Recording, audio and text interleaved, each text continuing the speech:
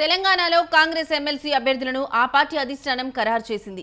4 స్థానాల్లో ఒక స్థానాన్ని సిపిఐకు కేటాయించింది. మిగిలిన 3 స్థానాలకు కాంగ్రెస్ అభ్యర్థులుగా అద్దంకి దయాకర్, శంకర్ నాయక్, విజయశాంతి పేర్లను ఖరారు చేసినట్టు ఆ పార్టీ ప్రధాన కార్యదర్శి కేసీ వేణుగోపాల్ ఓ ప్రకటనలో తెలిపారు.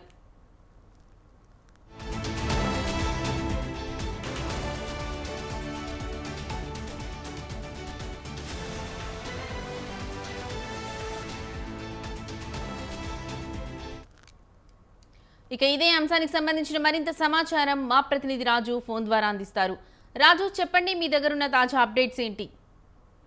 రైట్ లక్ష్మి, ఏఐసిసి కొద్దిసేపటి క్రితమే ముగ్గురు అభ్యర్థులతో కూడినటువంటి జాబితాను ఎమ్మెల్యే కూట ఎమ్మెల్సీకి సంబంధించినటువంటి అభ్యర్థులను ప్రకటించింది. ప్రధానంగా ఏఐసిసి కీలకంగా ఈ యొక్క నిర్ణయాలు తీసుకుంది. ప్రధానంగా ఎన్నికలకు ముందు కాంగ్రెస్ పార్టీలో చేరినటువంటి విజయశాంతి పేరు ఎక్కడా కూడా ఈ యొక్క ఆశావాహుల జాబితాలో కానీ ఏఐసిసికి మంత్రులు అలాగే కీలక నేతలు సూచించినటువంటి పేరు కూడా విజయశాంతి పేరు ఆ సమయంలో చర్చ జరగలేదు. ఏ ఒక్కరు మంత్రి కూడా ఆమె పేరు సిఫార్సు చేయలేదు. అయితే ఏఐసిసిని ప్రధానంగా మొన్నటి జరిగినటువంటి ఏఐసిసి తెలంగాణ వ్యవహారాల ఇన్ఛార్జ్ గా మీనాక్షి నటరాజన్ నియామక అనంతరం కూడా ఆమె విజయశాంతి ఎక్కడ అని వాకప్ చేశారు. ఆ తర్వాత వెంటనే కూడా ఆమె నేరుగా మీనాక్షి నటరాజన్ తో భేటీ అయినటువంటి పరిస్థితి అయితే ఉంది. ఈ నేపథ్యంలో ఏఐసిసి ఎంత క్షుణ్ణంగా తెలంగాణ కాంగ్రెస్ పార్టీ రాజకీయాలను తెలంగాణలో ఉన్నటువంటి కాంగ్రెస్ పార్టీని ఎంత క్షుణ్ణంగా పరిశీలిస్తుందో మనకు స్పష్టమవుతా ఉంది.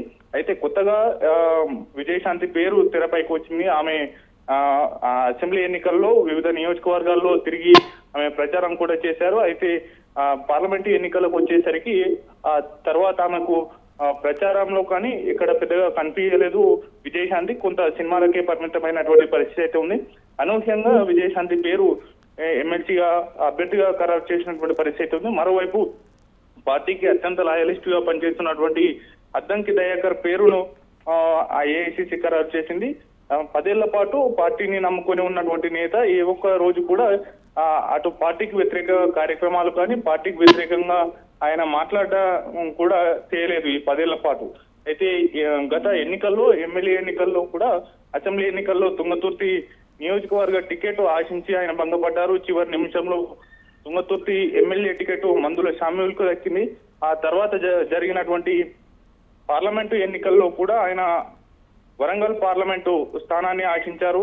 చివరి నిమిషంలో కడియం శ్రీహరి కూతురు కడియం కావ్యకు కాంగ్రెస్ పార్టీ అధిష్టానం ఆ టికెట్ కట్టబెట్టినటువంటి పరిస్థితి అయితే ఉంది. ఓవరాల్ గా మరోవైపు శంకర్ నాయక్ నల్గొండ జిల్లా డిసిసి అధ్యక్షుడిగా ఆయన పార్టీకి సేవలు అందిస్తున్నారు. అయితే ఆయన కూడా కాంగ్రెస్ పార్టీకి వీర విధేయుడుగా ఉన్నారు. అలాగే అటు నల్గొండలో ఉన్నటువంటి మంత్రులకు కీలక నేతలైనటువంటి జానారెడ్డి అలాగే మంత్రులైనటువంటి కోమటిరెడ్డి వెంకటరెడ్డి, ఉత్తమ్ కుమార్ రెడ్డిలకు కూడా అత్యంత సన్నిహితంగా ఉంటూ నియోజకవర్గ కాంగ్రెస్ కార్యకలాపాల్లో కీలకంగా పనిచేస్తున్నటువంటి నేత. ఈ ముగ్గురికి కూడా ఏఐసిసి ఎమ్మెల్సీ అభ్యర్థులుగా ప్రకటించింది. రేపు ఉదయం 11 గంటలకు వారు అసెంబ్లీ వేదికగా కూడా నామినేషన్ వేయనున్నారు. మరోవైపు మరో ఎమ్మెల్సీ అభ్యర్థిగా కూడా సిపిఐ పార్టీకి ఎన్నికల్లో ఇచ్చినటువంటి హామీ మేరకు ఒక సీటును కూడా కాంగ్రెస్ పార్టీ అధిష్టానం ఖరారు చేసినటువంటి పరిస్థితి అయితే ఉంది. అటు సిపిఐ పార్టీ ఇప్పటికే తన రాష్ట్ర కార్యాలయమైనటువంటి ముగ్దుం భవన్ లో సిపిఐ రాష్ట్ర కీలక నేతలు రాష్ట్ర కార్యవర్గ సభ్యులు కూడా భేటీ అయ్యారు. ఆ భేటీకి సంబంధించి కూడా మరి కాసేపట్లో ఎవరు ఈ యొక్క సిపిఐ నుంచి ఎమ్మెల్యే కూట ఎమ్మెల్సీగా మండలికి వెళ్ళబోతా ఉన్నారు, ఆ అభ్యర్థి ఎవరు అనేది కూడా మరి కాసేపట్లో తేటతెల్లమయ్యేటటువంటి అవకాశం అయితే కనిపిస్తోంది. ఓవరాల్ గా అటు ఇటీవల ప్రభుత్వం అధికారంలోకి వచ్చిన తర్వాత నియమించబడినటువంటి నామినేటెడ్ పదవుల్లో ఉన్నవారు అలాగే MLA MP ticket Congress party నుంచి దక్కించుకొని ఓటమి పాలైనటువంటి నేతలకు కూడా ఏఐసిసి ఈ జాబితాలో అవకాశం ఇవ్వలేదు. ఇటు శంకర్ నాయక్ కావచ్చు అలాగే అద్దంకి దయాకర్ కావచ్చు, వీరితో పాటుగా విజయశాంతి కూడా ఏ ఎన్నికల్లో పోటీ చేయలేదు. అదే విధంగా వీరి సామాజిక వర్గాలను కూడా దృష్టిలో పెట్టుకొని విజయశాంతి బీసీ సామాజిక వర్గానికి చెందినటువంటి నేత, వారితో పాటుగానే ఒక మహిళ కావడంతో కూడా ఆమెకు ప్రియారిటీ ఇచ్చింది. పార్టీకి కూడా ఆమె ఎన్నికల వేళ బీజేపీని వీడి కాంగ్రెస్ పార్టీలో చేరినటువంటి పరిస్థితి అయితే ఉంది. మరోవైపు అద్దంకి దయాకర్ మా ఎస్సీ మాల సామాజిక వర్గానికి చెందినటువంటి నేత, పార్టీకి అత్యంత లాయలిస్టుగా ఉన్నారు.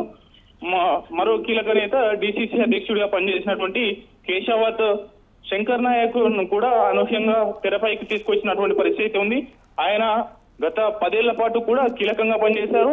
నల్గొండ జిల్లాలో కీలకమైనటువంటి నేతలు ఉన్నప్పటికీ కూడా వారందరినీ సమన్వయం చేయడంలో కూడా ఆయన కీలకంగా పనిచేసినటువంటి నేత. అక్కడ అత్యధికంగా ఓట్లు రాబట్టడంతో పాటుగానే అక్కడ ఉన్నటువంటి కీలక నేతల మధ్య సమన్వయం కుదురుతూ ఎన్నికల్లో ప్రచారంలో కావచ్చు, అలాగే నేతలు పెట్టేటటువంటి బహిరంగ సభలను కూడా ఆయన అత్యంత కీలకంగా పనిచేశారు. ఏ ఒక్క నేతను కూడా అగౌరవపరచకుండా అందరినీ కలుపుకోయేటటువంటి మనస్తత్వం కలిగినటువంటి నేత కావడంతో ఇప్పటి వరకు ఆయనకు ఏ పదవి రాలేదని కొంత నిరాశ ఉన్నప్పటికీ కూడా ఏ ఒక్క చోట మీడియా ముఖంగా కూడా ఆయన అసహనం వ్యక్తం చేసినటువంటి నేత. ఆయన కూడా ఇప్పుడు పార్టీ పనిచేసిన వారికి మరోసారి పార్టీ ఎప్పటికీ గుర్తుంచుకుంటుంది, పార్టీని ఇంటికి పదవులు తీసుకువస్తుంది అనేటటువంటి దాన్ని మరోసారి రుజువు చేసినటువంటి పరిస్థితి అయితే కనిపిస్తా ఉంది. Lakshmi. Right Raju, thank you.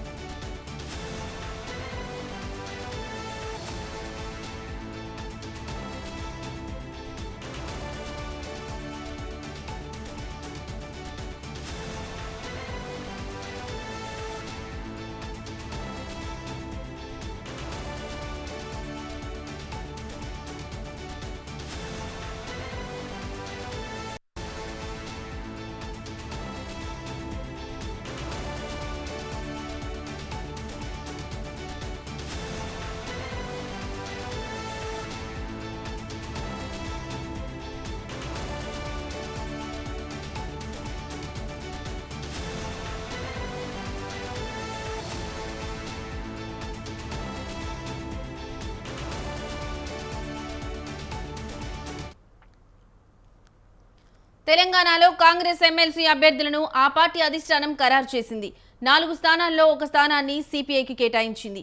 మిగిలిన 3 స్థానాలకు కాంగ్రెస్ అభ్యర్థులుగా అద్దంకి దయాకర్, శంకర్ నాయక్, విజయశాంతి పేర్లను ఖరారు చేసినట్టు ఆ పార్టీ ప్రధాన కార్యదర్శి కేసీ వేణుగోపాల్ ఓ ప్రకటనలో తెలిపారు. ఇక ఇదే అంశానికి సంబంధించిన మరింత సమాచారం మా ఇన్పుట్ ఎడిటర్ చారి అందిస్తారు ఫోన్లో. చారి, చెప్పండి, మీ దగ్గర ఉన్న లేటెస్ట్ అప్డేట్స్ ఏంటి?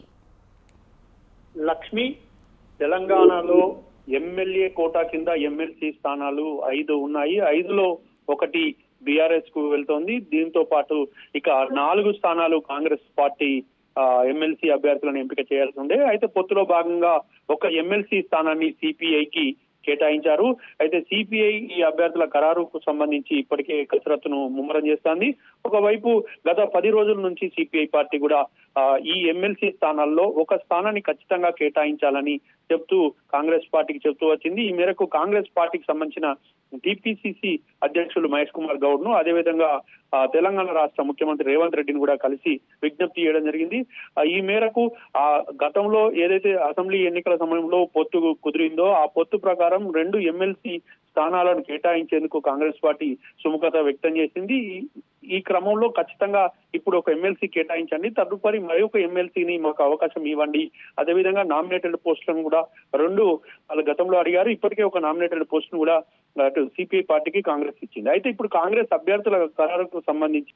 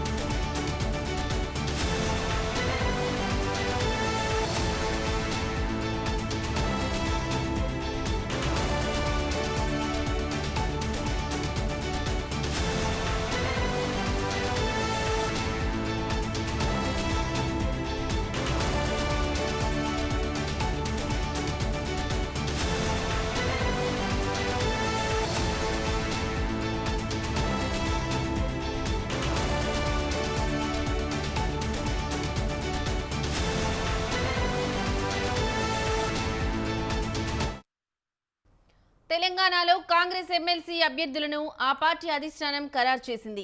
4 స్థానాల్లో ఒక స్థానాన్ని సిపిఐకి కేటాయించింది. మిగిలిన 3 స్థానాలకు కాంగ్రెస్ అభ్యర్థులుగా అద్దంకి దయాకర్, శంకర్ నాయక్, విజయశాంతి పేర్లను ఖరారు చేసినట్టు ఆ పార్టీ ప్రధాన కార్యదర్శి కేసీ వేణుగోపాల్ ఓ ప్రకటనలో తెలిపారు.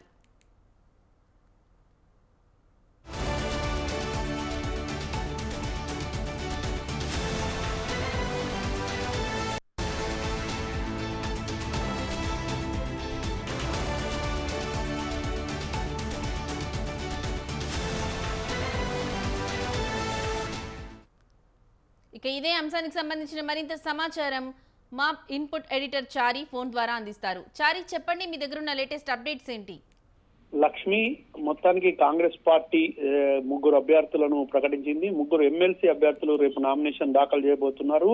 అయితే వీరి పేర్లలో ప్రధానంగా ఒకవైపు ఓసీ వర్గం నుంచి వేం నరేందర్ రెడ్డి, కుమార్ రావు పేర్లు వచ్చాయి. అయినప్పటికీ ఈసారి మాత్రం 3 పేర్లలో ప్రకటిస్తే ఆ 3 పేర్లలో ప్రముఖంగా అద్దంకి దయాకర్ ను మొదట ఎస్సీ జాబితా నుండి ఇచ్చారు. అదేవిధంగా ఎస్టీ నుంచి శంకర్ నాయక్ ఇచ్చారు. అదేవిధంగా మరొక వైపు బీసీ నుండి విజయశాంతికి ఇచ్చారు. అయితే 3కి ఎమ్మెల్సీ స్థానాలను కేటాయిస్తూ కాంగ్రెస్ అధిష్టానం నిర్ణయం తీసుకున్నది. ఈ మేరకు కేసీ వేణుగోపాల్ ఒక దానికి సంబంధించిన లేఖను కూడా విడుదల చేశారు.